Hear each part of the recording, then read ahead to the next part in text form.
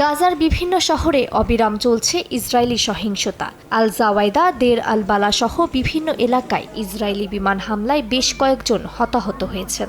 সবচেয়ে করুণ ঘটনা ঘটেছে গাজা শহরের সাবরা এলাকায়। এই এলাকায় ইসরায়েলি হামলায় একই পরিবারের 10 জন সদস্য একসঙ্গে নিহত হয়েছেন। এদিকে ফিলিস্তিনি শাসন ব্যবস্থায় আসতে চলেছে পালাবদলের ছাপ। স্থানীয় সময় শনিবার প্যালেস্টাইন লিবারেশন অর্গানাইজেশন বা পিএলওর নির্বাহী কমিটির বৈঠকে প্রেসিডেন্ট মাহমুদ আব্বাস তার ঘনিষ্ঠ সহযোগী হুসেইন আল শেখকে ভাইস প্রেসিডেন্ট নিযুক্ত করেছেন। আব্বাসের ওপর বয়সজনিত কারণে অনেকদিন ধরেই আন্তর্জাতিক মহলে নেতৃত্ব পরিবর্তনের চাপ ছিল।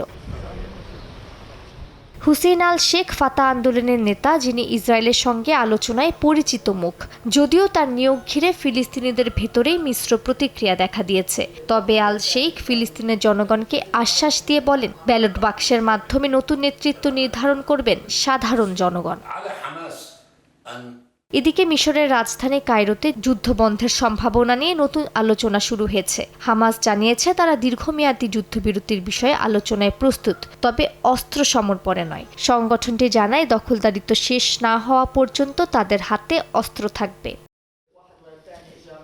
এদিকে ইসরায়েলি মন্ত্রিসভার মধ্যে যুদ্ধ চালিয়ে যাওয়া নিয়ে মতপার্থক্য দেখা দিয়েছে। রাজনৈতিক নেতাদের সঙ্গে সেনা কর্মকর্তাদের তীব্র বাকবিতণ্ডা হয়েছে। বারবার বৈঠক হলেও কোনো সিদ্ধান্তে পৌঁছানো যায়নি। আগামী সোমবার পরবর্তী বৈঠক হবে বলে জানা গেছে।